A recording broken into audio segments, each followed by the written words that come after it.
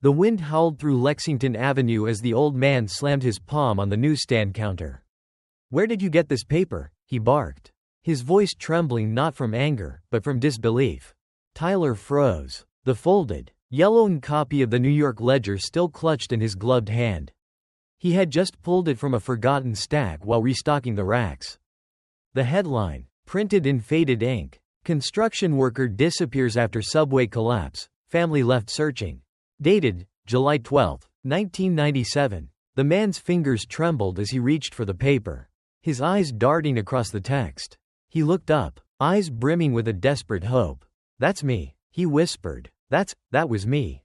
Tyler's heart thudded. The man's scarred hands, the gray in his beard, the way his eyes locked on the article as if it held the last thread to a life unraveled. "Sir, are you sane? I'm your father," the man said. "Tyler, you were only 5. July 12, 1997. Manhattan, New York City. The morning had started like any other for Jack Emerson. He arrived at the East 63rd Street subway construction site at 6 a.m. sharp. Coffee in one hand, clipboard in the other. A veteran foreman with over 2 decades of experience in underground work. Jack was known for his meticulous attention to detail and fierce sense of responsibility. He always double-checked safety reports himself, even if the engineers said everything looked fine. That day, the air underground felt off. The summer heat above had been brutal for weeks, and the older tunnel walls wept with condensation. The site was buzzing with the usual clamor of machines and shouting men. But Jack's instincts were tingling, a low hum of unease that he couldn't shake. He stood beside the south-facing tunnel wall, inspecting a newly reinforced beam when Emilio, a wiry electrician in his 30s, jogged up to him. "Hey Jack, you might want to look at the northwest column," he said, wiping sweat from his brow.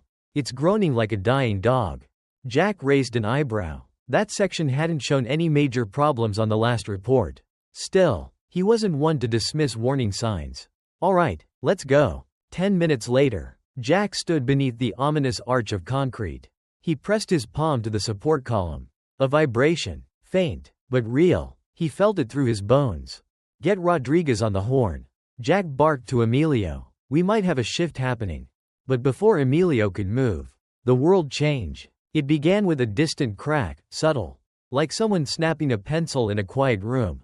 Then came a rumble. Dust fell in slow motion from the ceiling like snowflakes. Jack turned, eyes wide. The tunnel moaned, a deep, guttural sound from the earth itself. "Run!" Jack shouted. Men scattered, dropping tools, some slipping on the gravel floor. Jack shoved Emilio forward just as a chunk of concrete the size of a refrigerator plummeted from above. Then everything went black. When Jack came to, he was swallowed by silence. The air was thick with dust and the acrid bite of smoke. He couldn't move his right leg. Something heavy pinned it down, rebar or rubble.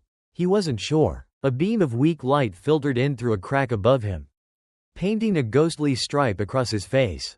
Pain throbbed through his skull. He tried to call out, but his voice was hoarse, swallowed by the oppressive silence. He was alone. Time lost meaning. Hours passed, or maybe days. He drifted in and out of consciousness. He hallucinated Tyler's face, 5 years old, smiling, waving goodbye that morning before Jack left for work. He saw Margaret, her auburn hair falling across her cheek as she poured coffee at the kitchen table. He thought of the birthday card he had meant to bring home. It was still in his locker. "If something happens to me, I love you, Tyler. Be kind. Don't let the world make you hard." He had scribbled it quickly on a break. Just in case. Not that he truly believed anything would happen. But now, buried beneath New York City, Jack Emerson was a ghost waiting to die. And then, light. Flickering flashlights. Voices. Not English. 3 men, wearing dusty overalls, crouched beside the collapsed section. They weren't part of Jack's crew. They looked panicked. One of them shouted in Spanish, "Está vivo. He's alive." Rough hands pulled the debris off his leg. Someone pressed water to his cracked lips. One man whispered prayers as they lifted him. Jack barely processed what was happening. The last thing he saw before fading again was a makeshift tunnel, not part of the official city grid. He would later learn the truth. These were undocumented workers, drilling a parallel tunnel for illegal construction beneath the city.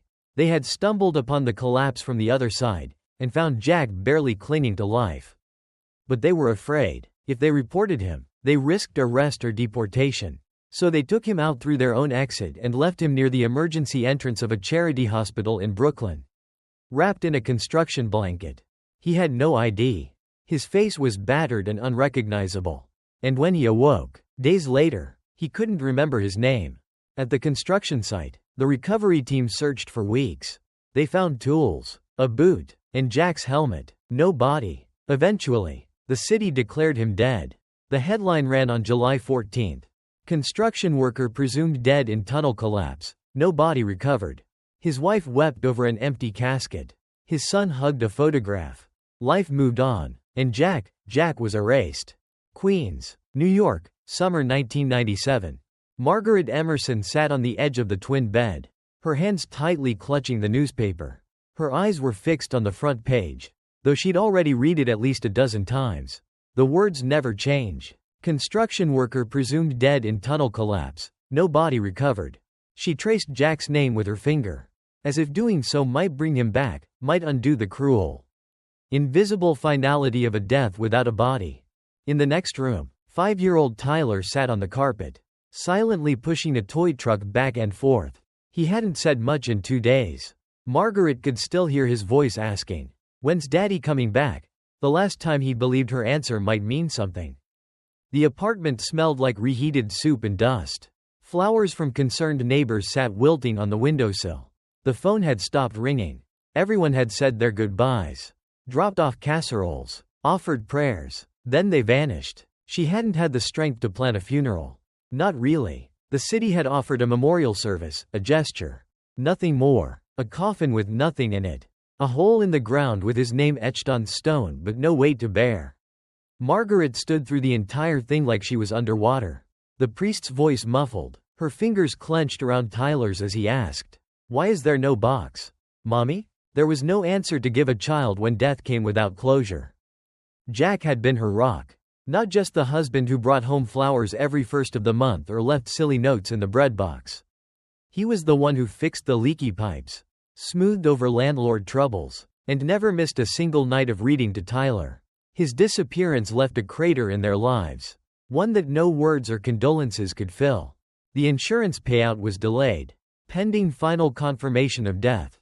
The city was stalling. Without a body, the bureaucracy dragged. Bills, however, came on time. At night, Margaret lay awake while Tyler slept curled beside her. Sometimes she imagined she heard footsteps in the hall or the familiar jingle of Jack's key ring at the door.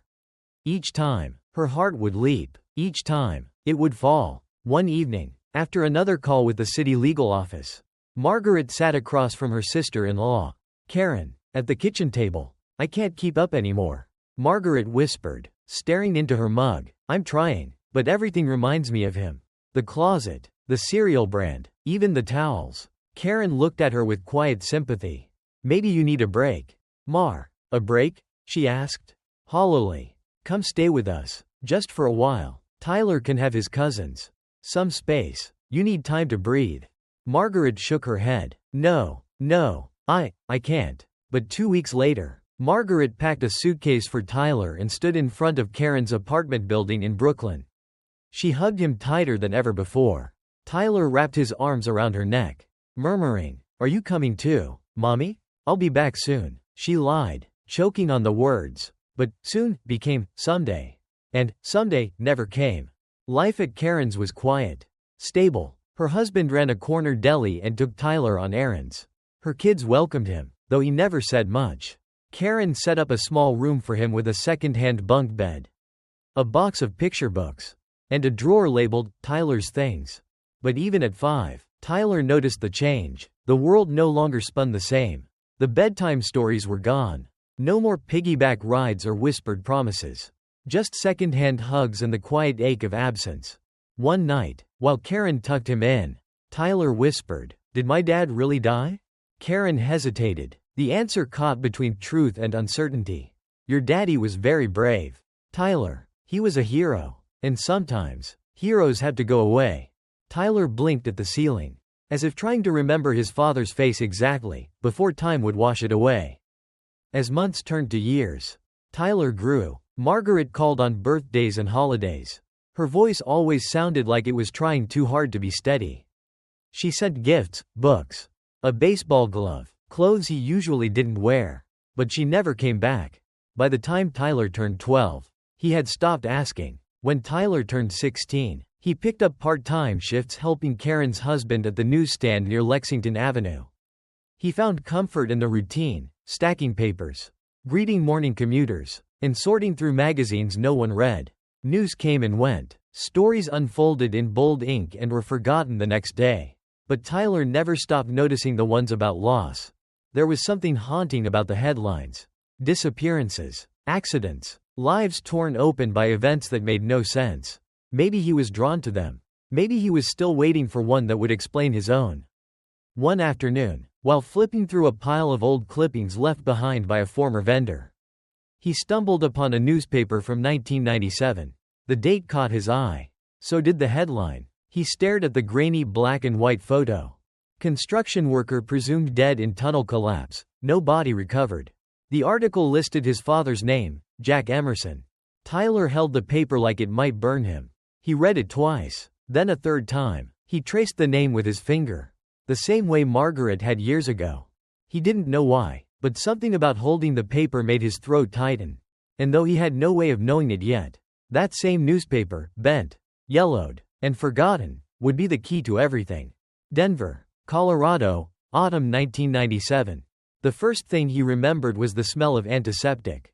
Then the cold. Then the silence. He opened his eyes slowly. The ceiling above him was a dull, off-white color, fractured by long fluorescent tubes that buzzed faintly. He tried to sit up, but a sharp pain shot through his right leg and ribs. Machines beeped quietly around him, and his arm was hooked to an IV. A nurse noticed the motion and came over quickly. "You're awake," she said gently, her voice laced with surprise and relief. "You've been out for almost a week." He blinked. His mouth felt dry. His head throbbed like someone had dropped an anvil on his thoughts. She adjusted his pillow. "Do you know your name?" His mouth opened, but no words came. He blinked again, confused. Why was that question so hard? "Your name," she repeated. "Can you remember it?" He tried. He reached deep inside the fog, but the answer remained elusive. He could feel something, an image. Maybe a boy, maybe 5 or 6, laughing, holding a toy truck, a woman humming in a kitchen.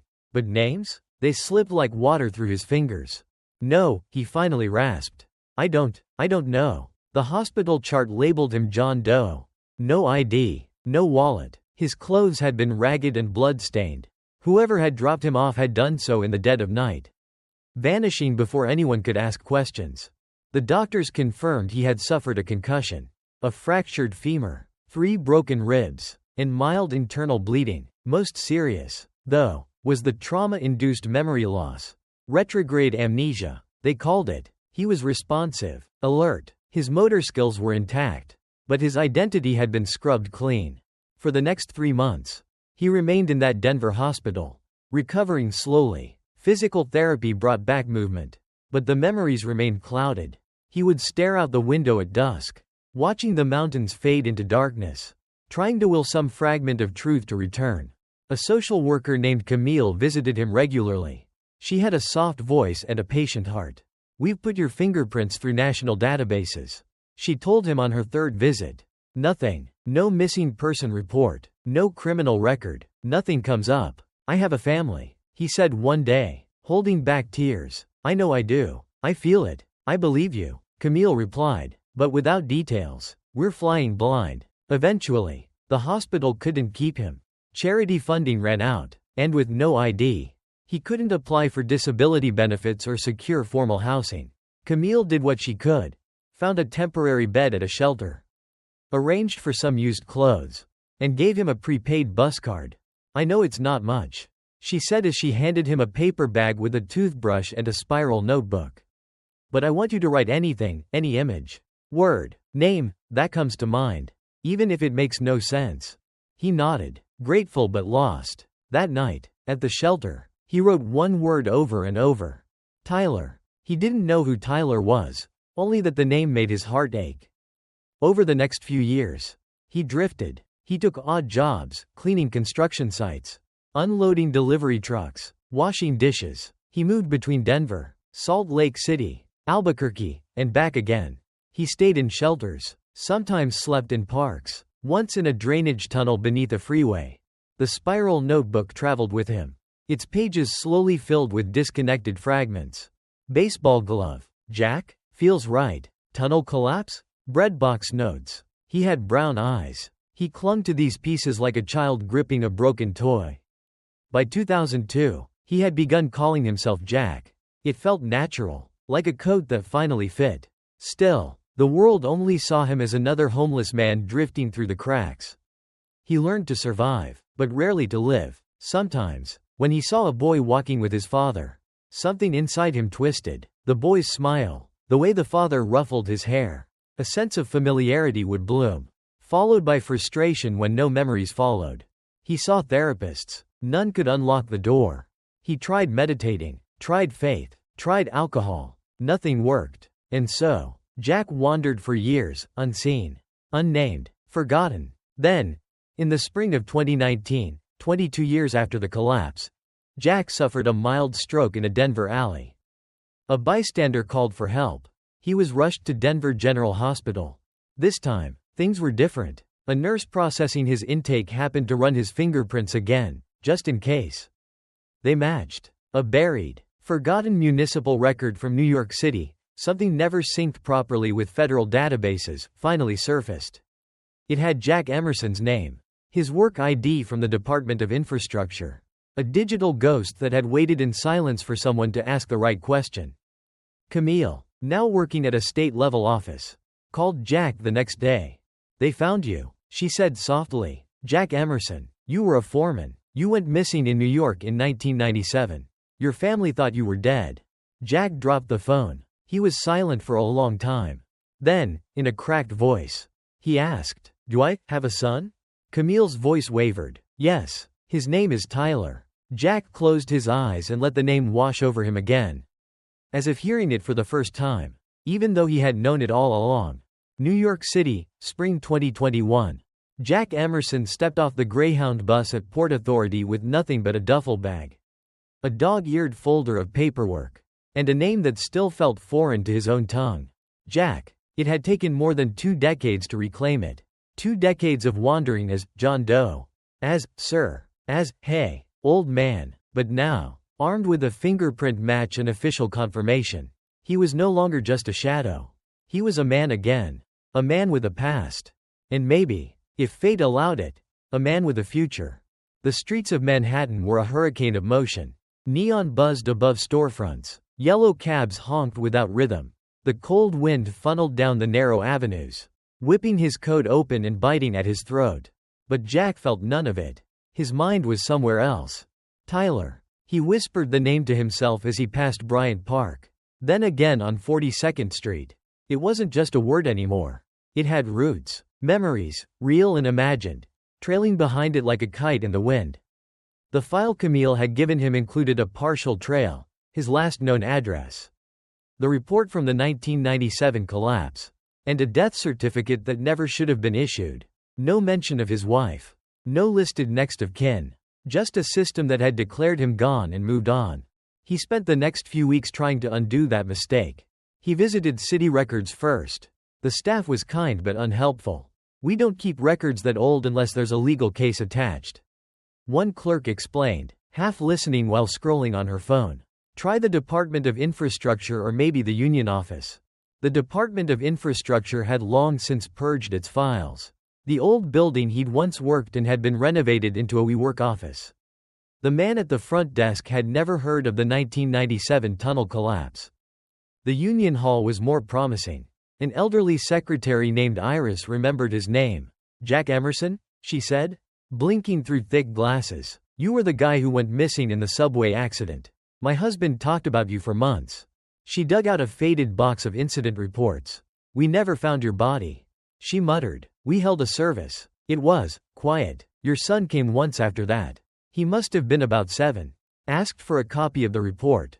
Jack's throat tightened. "Do you know where he is now?" Iris shook her head. "Sorry, most people move on. But try this," She scribbled a note on a sticky pad.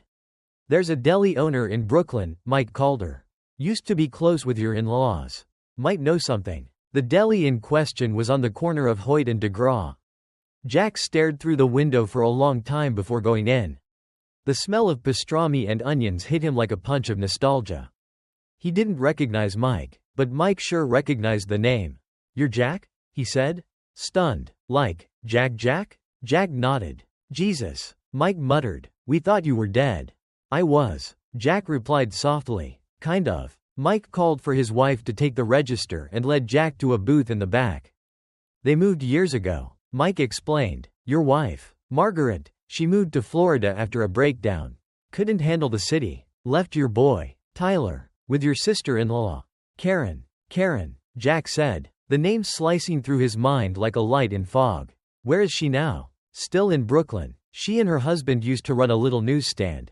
I think her nephew runs it now. Jack's breath caught. What's his name? Mike hesitated, then smiled. Tyler, your boy. It took him 3 days to find the newsstand. Lexington Avenue was louder than he remembered.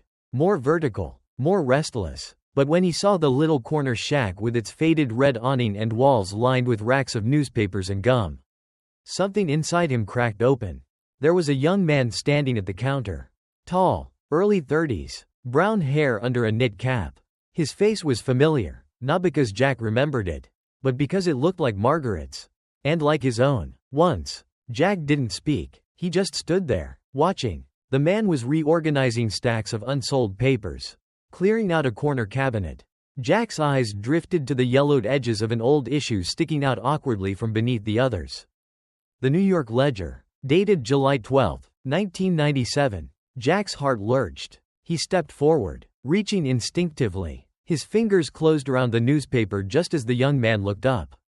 Their eyes met. Time collapsed again, only this time in reverse. Where did you get this paper? Jack asked, his voice unsteady. The young man froze. Jack held the newspaper like it was a relic, his hands trembling. The headline stared back at him in faded black ink. Construction worker disappears after subway collapse, family left searching. That's me, Jack whispered, pointing at the grainy photograph. That was me. The young man's mouth parted slightly. His eyes scanned Jack's weathered face, sun-worn, scarred, older than memory, but something clicked. Sir, he began. Jack met his gaze, voice cracking. I'm your father, Tyler. You were only 5. For a moment, time stood still. The traffic behind them kept rushing. The wind rattled a loose newspaper rack. And the world continued its noisy spin. But inside the shell of the newsstand, there was only silence. Tyler stared at the man in front of him, struggling to comprehend what he had just heard. I'm your father, Tyler. You were only 5. The words were too heavy to process at once. Tyler's mind reeled. His heart thundered in his chest, trying to catch up to a truth his body somehow already sensed. The old man's eyes, haunted but warm, were the same shape as his own. The tilt of his nose, the way he stood, shoulders slightly hunched from a lifetime of labor. Even the calloused hands reminded him of a half-memory, a large palm holding his as they crossed a street long ago. But that man had died. Hadn't he? Tyler swallowed hard. That's not possible. Jack stepped back slightly, understanding. I don't blame you for not believing it. I wouldn't either. Tyler glanced down at the newspaper still in Jack's hand. The article he had just pulled from the back cabinet less than 5 minutes ago. Construction worker disappears after subway collapse, family left searching. This was my article, Tyler said. I've had it for years. It's how I remembered you. Jack's voice softened. It's how I found you. They moved inside, away from the sidewalk. Tyler gestured toward the folding stool behind the counter. Jack sat slowly, as if unsure if the moment would vanish if he moved too quickly. Tyler didn't sit. He stood, arms crossed, watching Jack like a security camera. His thoughts raced. This had to be a prank. A cruel one. And yet, the newspaper. The eyes. The name. Jack reached into his coat pocket and pulled out a manila envelope. Inside were photocopies, his hospital release, fingerprint match, recovery documents, government records bearing the name Jack Emerson. A woman named Camille had signed many of them. I was buried in that collapse, Jack said, voice steady but quiet. I didn't die. I got pulled out by undocumented workers, guys who couldn't go to the cops. I was unconscious. Woke up in a hospital with no ID and no memory. Tyler frowned. That sounds convenient. It was anything but. Jack handed him the spiral notebook. 20 years of fragments. Dreams. I didn't even know my own name until 2 years ago. Tyler flipped through the notebook. Some pages were barely legible. Names, objects, phrases, and then, again and again, Tyler, Tyler, Tyler. His stomach flipped. I've thought about this moment for years, Jack said, but I didn't know if it was real. If you were still in New York. If you'd want to see me. If you'd even recognize me.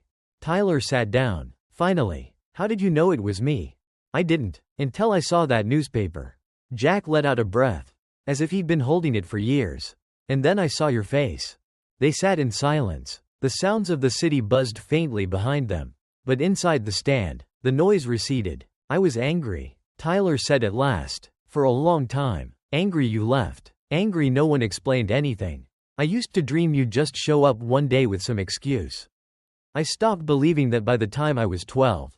Jack's eyes misted. I wish I could give you back those years.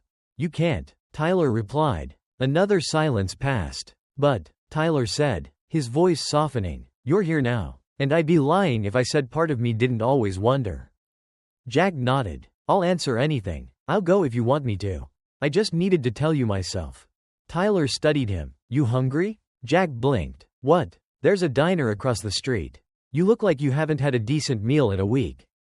Jack smiled faintly. Try a decade. Tyler stood. Then let's start with eggs. At the diner. They sat in a booth by the window. Tyler ordered coffee and an omelet. Jack, after a long pause, asked for pancakes, the kind with blueberries. If they have them. They ate slowly, cautiously, like men testing a bridge between them. Jack told him about the hospital, the shelters, the odd jobs. He spoke of the spiral notebook, of seeing flashes of Tyler's childhood, shadows of birthday balloons, whispered laughter, a woman's voice he could never quite hear. Tyler told him about growing up with Aunt Karen, about moving newspapers in freezing weather, about the empty chair at school events, about the anger that curdled into numbness. I kept that newspaper, Tyler said, his voice cracking slightly, because I needed proof you were real, not just a story grown-ups told to make me feel better. Jack didn't speak. He just reached out and placed his weathered hand atop his son's. It was the first time they'd touched in 24 years. New York City, the next morning. The city was just waking when Tyler opened the newsstand the next day. The steel shutters groaned as they rose, revealing a wall of neatly stacked magazines and papers. Sunlight crept across the pavement like an old friend. But Tyler's mind was somewhere else, still replaying last night's diner conversation on a loop. He had barely slept. Jack had returned to a small boarding shelter in Queens after their meal. Promising not to push. I just needed to see you. He'd said, I'll give you space. And Tyler appreciated that. He needed time to think, to feel, to breathe. But as he stood behind the counter with a cup of burnt coffee in one hand and Jack's spiral notebook in the other, the silence felt different. It wasn't emptiness anymore. It was tension, taut and waiting. He flipped open the notebook, fingers brushing across the pages. Some entries were disjointed scribbles, others full sentences. Most were dated only by rough seasons, winter, snow on shoulders, or hot sun, somewhere west. The early pages were the most fragmented. But then, as time passed, the handwriting steadied, the thoughts grew clearer. I remember a blue truck. Plastic, wheels missing. He wouldn't let go of it even in the bath. Tyler paused. He remembered that truck. He had carried it everywhere as a kid, even when it had only 3 wheels left. Margaret had auburn hair, always humming something in the kitchen. French toast smell in spring. That one pulled at something deeper. His mother had always hummed, some old jazz standard he'd never learned the name of. And her French toast? He could almost taste it. Page after page, Jack had clawed his way back to them, through haze, distance, and years of being lost in his own mind. The boy was 5, loved picture books. We read one about a bear who got lost in the woods. He cried when the bear's dad came back. Tyler blinked hard. He remembered that book. By noon, he had read every page twice. It was real. The man was real. The memories weren't just accurate, they were intimate. Lived in. Impossible to fabricate. No one could fake this much pain. This much slow, agonizing hope. Jack had spent years holding on to smoke. And somehow, through sheer will, he had rebuilt the outlines of a life. And now, Tyler had to decide if he wanted to open the door to it. He called Jack's shelter later that afternoon. "Hi, is there a Jack Emerson staying there?" The receptionist paused. "We don't usually give out names." "I'm his son," Tyler interrupted. "Can you just tell him to meet me at the stand around 5? She must have heard something in his voice. Because she relented. "I'll let him know." Jack showed up right on time, wearing the same old coat from the day before. His hands were stuffed in the pockets. His expression was careful, not too hopeful, not too guarded. Tyler didn't say anything right away. He just handed him the notebook. "I read the whole thing." Jack looked down at the tattered pages like they were glass. "You remember a lot," Tyler said. "More than I expected. Some of it, I barely even remembered myself." Jack gave a faint smile. It came back slowly. Dreams, smells, sometimes a sound would knock something loose. Took years to piece anything together. Tyler gestured to a folding chair beside the stand. "Sit, please." Jack hesitated, then took the seat. "I want to know more," Tyler said, "but not just from the notebook. From you. About what happened after you woke up. About how you lived." Jack nodded. He began to talk. He spoke of Denver, of nights in shelters and days working kitchens, of watching other men forget their own names in bottle bottoms, of feeling invisible, sometimes safer that way. He spoke of small kindnesses, a bus driver who let him ride free, a church that gave out gloves in winter, and the constant, aching feeling that someone out there still waited for him, even if they didn't know it. "I used to stare at kids on playgrounds," Jack admitted, "wondering if they were you. I got arrested once for sitting too long outside a school. It wasn't what they thought. But I couldn't explain. I didn't even know your name back then." Tyler was quiet, absorbing every word. When Jack finished, there was silence again, but it was no longer filled with distance. It was thick with the gravity of history. "You need somewhere better to stay," Tyler said. Jack looked up. "I'm fine at the shelter." "No," Tyler said firmly. "I don't want you disappearing again. Not now." Jack's lips parted in surprise. "I have a small apartment above this stand. It's not much, but the couch folds out." Jack stared at him, motionless. "Just for a little while," Tyler added. "Let's figure this out together." For a man who had wandered cities for over 20 years, the invitation hit like thunder. Jack nodded slowly. "Okay." That night, Jack climbed the narrow steps above the newsstand. Tyler had cleared the couch and brought up some clean clothes. There was hot soup on the stove and a spare toothbrush waiting. Jack stood in the tiny living room, hands at his sides, unsure what to do. "Welcome home," Tyler said. Jack didn't answer. His voice had failed him. But the look in his eyes, relief, gratitude, disbelief, spoke volumes. New York City, 1 week later. Jack woke to the scent of coffee and the sound of footsteps above him. It had been over 2 decades since he'd last slept on anything resembling a bed.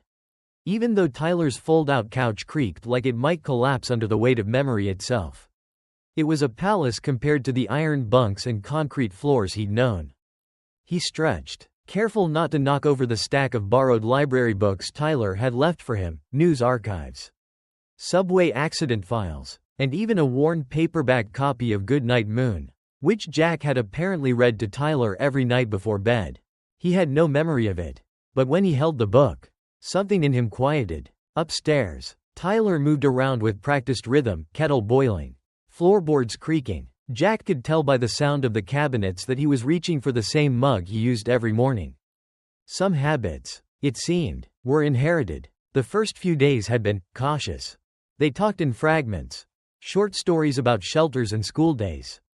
Memories of Aunt Karen, and questions left unasked. Neither one knew how to bridge the years between them. Time had turned them into strangers wearing familiar skin.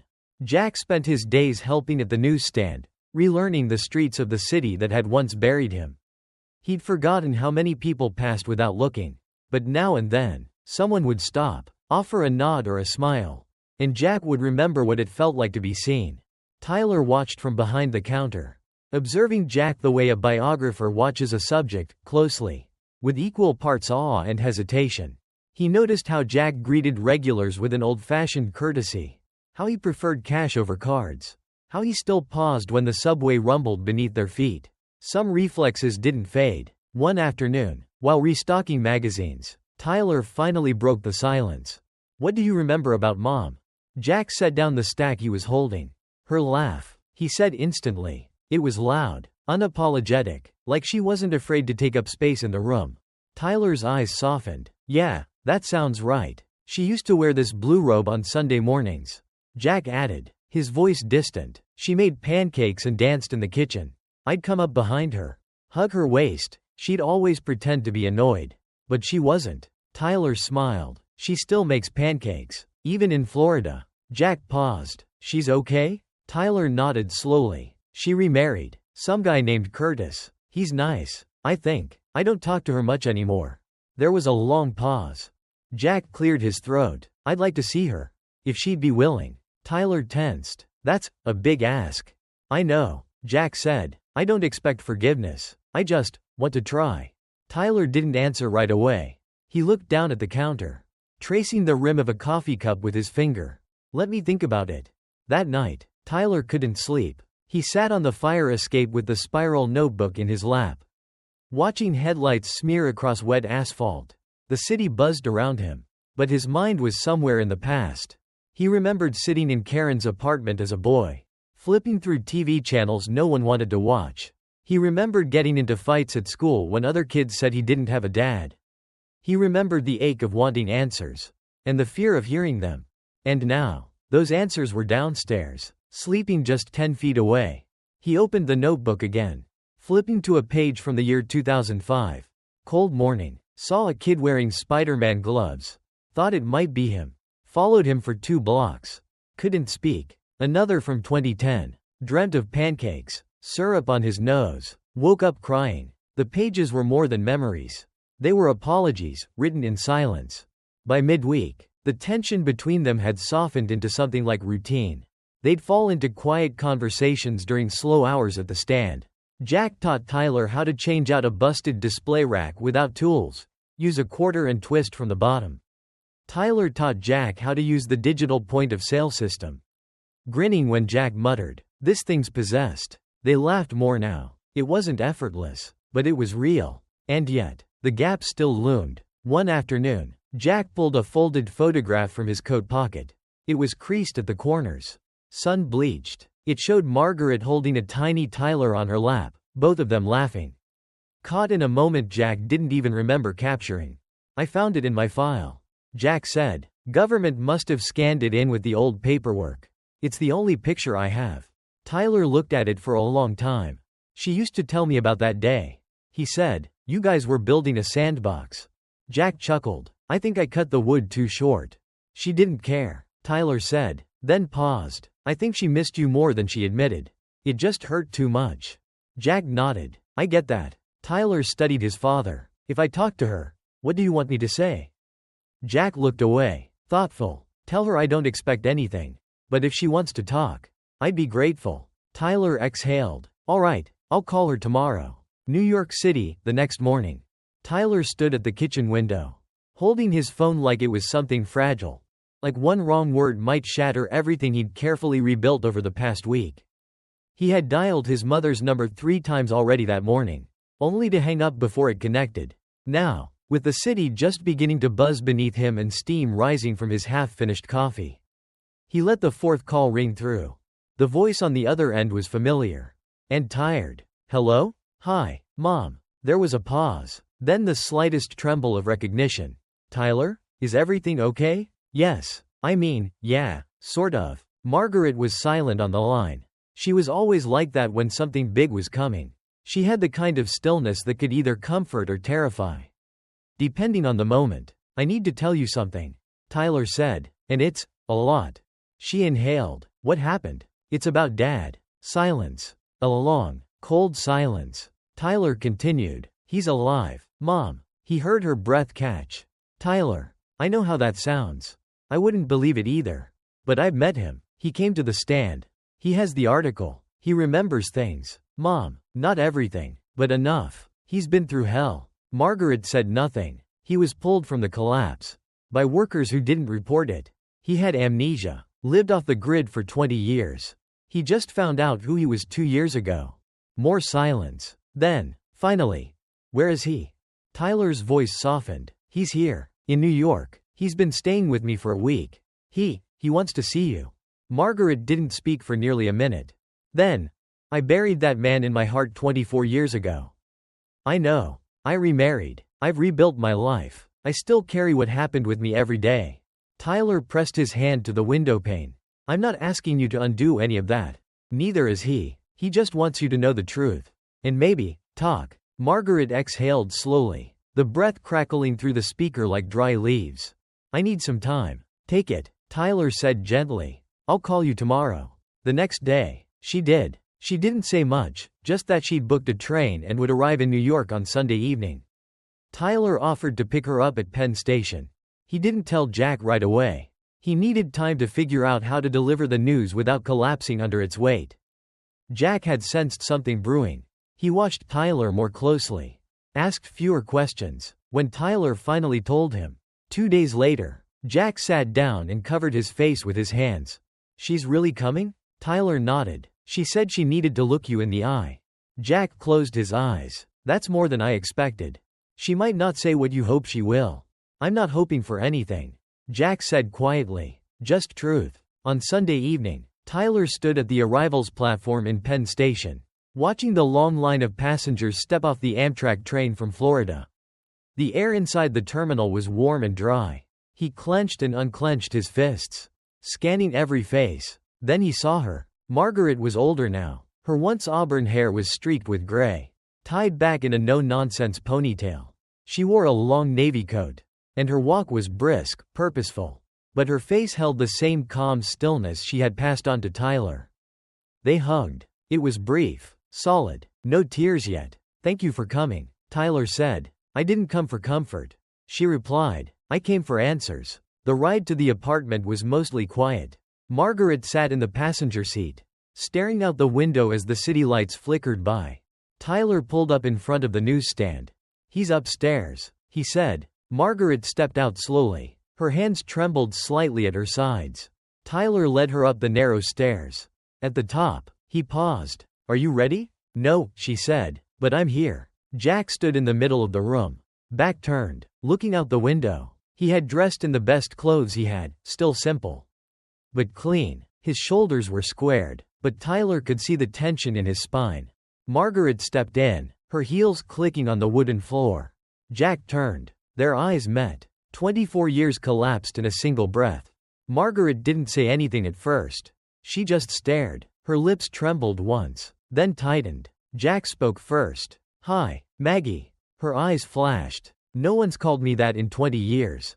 I know, Jack said softly. Old habits. She took a deep breath.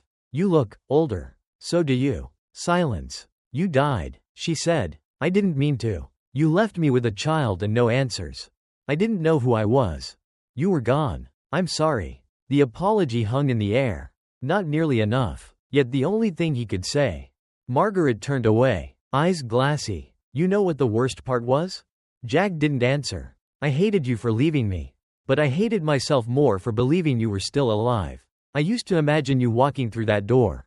That I'd be angry. That I'd scream. But the longer I waited, the more I stopped knowing what I'd say. Jack swallowed. Say anything. I can't forgive you for what happened, she said, voice trembling. But I also can't pretend this isn't real. Jack nodded. They stood there, two people stitched together by grief and memory, finally confronting the open wound they both carried. I'm not here to erase the past, Jack said, just to honor it. If you want me gone after tonight, I'll go. Margaret blinked, a tear finally sliding down her cheek. Let's just sit, she said. They did. No demands, no absolution, just silence and presence. New York City, late night. The city had settled into its quieter hours. Neon signs buzzed with fatigue, and distant sirens wailed like lullabies for the restless. Tyler stood alone at the newsstand, long after the last customer had passed by. The racks now emptied for the night. The street lamp flickered overhead. Inside the stand, a small desk fan rotated slowly, humming its mechanical lull. Tyler reached beneath the counter and pulled out the old copy of the New York Ledger, July 12. 1997. He'd kept it protected in a plastic sleeve since the night Jack had shown up. Something about that newspaper had always drawn him in, like a compass pointing to a life paused in mid-sentence. He slid the newspaper free and unfolded it gently across the counter. The headline still struck him every time. Construction worker disappears after subway collapse, family left searching. He scanned the familiar paragraphs, eyes falling on the grainy black and white photo. The ghost of a man once thought buried forever. But tonight, something new caught his attention. Near the bottom corner, in the margin, was a faint scrawl, barely visible. Nearly consumed by time and ink bleed. Tyler squinted, held the paper to the light, and saw it more clearly. In Jack's handwriting, "If something happens to me, I love you. Tyler, be kind. Don't let the world make you hard." Tyler stared at it, frozen. He knew that handwriting now. He had seen it across dozens of pages in the spiral notebook. Shaky at first, then gradually steadier. This note was old, the letters thin and rushed. Written quickly, perhaps while leaning against a wall or on a toolbox. His throat tightened. It was a message left behind. Never meant to be found, yet it had endured. A letter in the margin. From a father to a son. Tucked between headlines and lost time. Back upstairs, Jack sat at the kitchen table with a cup of tea. His hands wrapped around it like it might anchor him to the moment. Margaret sat across from him, arms folded, eyes studying the chipped rim of her mug. They'd talked little since the initial storm passed. It wasn't silence born of tension. It was the silence of two people who had finally said the thing that could never be unsaid. Tyler entered the room with the newspaper held carefully in both hands. "I found something," he said, his voice unsteady. He laid it gently on the table between them and pointed to the faded note. Jack leaned forward, squinting. When his eyes reached the words, they widened, then filled with something older than sadness, something closer to awe. "I remember writing that," Jack murmured. Margaret's eyes slowly lifted from her cup. "I was on a break," Jack continued. "Had a few minutes before I was due to check the West Tunnel. I'd stuffed the paper in my lunch pail. I didn't think I'd ever need to say goodbye, but something told me to do it anyway." He looked at Tyler. "You were so little. I remember you hugging my leg before I left that morning." "I don't remember that," Tyler said quietly, "but I remember the smell of your jacket. It always had sawdust on it." Jack smiled faintly, his fingers tracing the edge of the note. "I wanted you to grow up soft," he said, "not weak, just kind. I didn't want the world to take that from you." Tyler's eyes shimmered. "You held on to me, even when you didn't remember me." "I never stopped," Jack whispered. Margaret leaned forward, her gaze softening for the first time all evening. "That's the man I married," she said. Jack looked up, startled. "I was angry for a long time," she continued, "and I may still be. But if I had found that note back then, maybe I would have mourned differently. Maybe I would have waited longer." Jack nodded slowly. "Maybe. Or maybe you did what you had to do. I would have wanted you to live." Silence settled again, but this time, it was warm. Later that night, as the three of them sat around the kitchen table, Tyler opened his laptop. "I want to tell your story," he said to Jack, "not just for us. For everyone who's ever lost someone and wondered if hope was foolish." Jack frowned gently. "You sure that's a good idea? You disappeared for 24 years. Tyler replied. "And survived. Your name deserves more than a line in an old article. People should know that sometimes, just sometimes, things don't end the way we expect." Margaret nodded slowly. "It could help people. Help others who are still waiting." Tyler turned the laptop so they could both see. "Let's write it together." Over the next week, they worked late into the evenings, Jack dictating, Tyler typing, Margaret filling in the gaps. They mapped out the timeline from the collapse to the shelters. From forgotten corners of Denver to that fateful newspaper rediscovery. Tyler reached out to a local journalist he knew, a regular at the newsstand, who leapt at the chance to cover the story. Within days, a feature was published in the New York Ledger under a new headline. "Lost and Found. Subway Collapse Victim Reunites with Family After 24 Years." The story went viral. News crews followed. People reached out. A retired construction worker from Jack's old crew sent a letter, saying he never stopped wondering what really happened that day. But more than anything, the story gave something back to the three of them: dignity, recognition, and the beginning of healing. New York City, 1 month later. The sun was just beginning to rise over the skyline, casting golden ribbons across the tops of taxis and the dusty windows of old apartment buildings. Lexington Avenue, still quiet in the early hour, felt suspended in that sacred stillness before the world picked up its usual rhythm. Jack Emerson stood at the corner newsstand, hands tucked into the pockets of his jacket, eyes scanning the street. Beside him, Tyler was fiddling with the espresso machine inside the tiny side hatch they'd added, a new feature that had quickly become a hit with the early morning crowd. The sign above the stand had changed. It no longer just said Lexington News.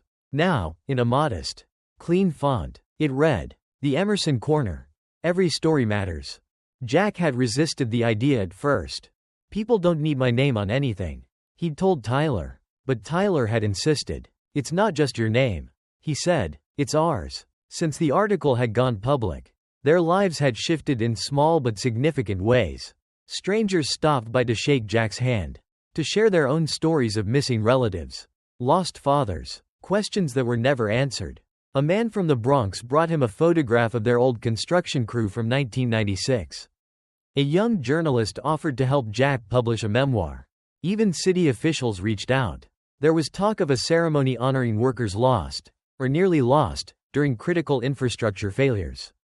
Jack was hesitant about the attention, but Margaret surprised him by encouraging it. "It won't erase what happened," she told him over the phone, "but maybe it can help someone else feel a little less forgotten." They hadn't seen each other since that evening in the apartment, but they'd begun speaking regularly. Small steps, honest ones. Curtis, her husband, had been supportive. He'd even spoken to Jack once, kind, gracious, surprisingly open. It was awkward, but there was no malice. They were adults now, weathered by time and perspective. "I don't want to replace anyone," Jack had told him. "I know," Curtis had said, "but it sounds like you're finally home. Welcome back." Jack's days were now filled with purpose. He handled the morning paper delivery, stocked the shelves, organized a memory box in the back of the stand, where customers could drop off letters or newspaper clippings they wanted to preserve. It was Tyler's idea. "Sometimes a story just needs somewhere to live," he'd said. At night, Jack would sit by the window upstairs, scribbling notes for a book he wasn't sure he'd ever finish. It wasn't about fame or money, it was about testimony. A record that he had been here, that he had survived, that love, even when buried under decades of silence, still found a way to echo. One Tuesday morning, Jack looked up from the counter to find a small boy standing at the rack, peering up at the rows of colorful magazine covers. "You looking for something?" Jack asked with a smile. The boy nodded. "Do you have the comic with the robot dragon?" Jack tilted his head. "Robot dragon? Huh? We might." He crouched down and shuffled through the lower shelves, eventually pulling out a copy. "Is this the one?" The boy's face lit up. "Yes, that's it." Behind him, a woman, likely his mother, approached and handed Jack a $5 bill. "He's been saving his allowance for a week." Jack took the bill, handed back $2 and change, and smiled. "He's got good taste. Dragons are classic." The woman paused. "You're the man from the article, aren't you? The one who came back?" Jack blinked, then nodded. She reached out and gently touched his arm. "My brother disappeared in 2010. We never found out what happened. Your story, it gave my mom hope again. Thank you." Jack's throat caught. "I hope you get answers." She smiled sadly, then walked off with her son, who was already flipping through the comic. Jack turned to find Tyler watching from behind the espresso counter. "That happens a lot now," Tyler said, pouring milk into a paper cup. "You've become something of a neighborhood legend." Jack shrugged. "I just sell papers." "You reminded people that even when something is lost, it can be found." Tyler handed him the cup of coffee. Jack took a sip and nodded. "You know," Tyler said after a pause, "I used to hate this place. This stand. I thought it was a symbol of everything I didn't have." Jack looked surprised. "Why?" "Because every time someone bought a paper, I imagined they were reading someone else's happy ending. A reunion, a birthday, a sports win, and all I had was a headline about you disappearing." Jack lowered his eyes. "But now," Tyler said, "this place is where I got you back." They stood in quiet understanding, the coffee steaming gently between them. That weekend, Margaret visited again. She arrived mid-morning, wearing a long gray coat and a small smile. Jack met her halfway down the block. "You look good," he said. She smirked. "You still talk like it's 1997. They walked the length of the block together. Then sat on a bench near the subway entrance, the same line Jack had once vanished beneath. "I read the piece again," she said, tapping her phone. "It's strange, seeing your life written out like that. Like a ghost's biography." Jack nodded. "Sometimes I don't believe it myself." Margaret turned to him. "I'm glad you came back. Not just for Tyler. For you." He swallowed hard. "I missed so much." "So did we," she said, "but maybe what we have now can still mean something." He looked at her, then at the people bustling by, the commuters, the tourists, the old man arguing with a hot dog vendor. Life had kept moving. And somehow, so had they. That evening, Jack and Tyler closed up the stand together. They rolled down the shutters, counted the register, and cleaned out the coffee machine. Before they left, Tyler reached into a drawer and pulled out a fresh copy of that New York Ledger article, reprinted and laminated. He placed it in a small frame, then hung it beside the counter next to a wooden sign carved with the words, "Every story matters, even the one you almost forgot." Jack stood back, studying it. "Looks good," he said. "You earned it," Tyler replied. They locked up, stepped outside, and leaned on the railing together. The sky above was awash in purples and oranges, the last breath of sunlight painting the buildings gold. Jack looked at his son, his voice low. "Thanks for not giving up." Tyler shook his head. "I did, but you didn't." They stood there for a long time. Two lives once broken, now mended, not perfectly, but honestly. The streetlights buzzed on, a breeze passed, and for the first time in 24 years, Jack Emerson felt whole.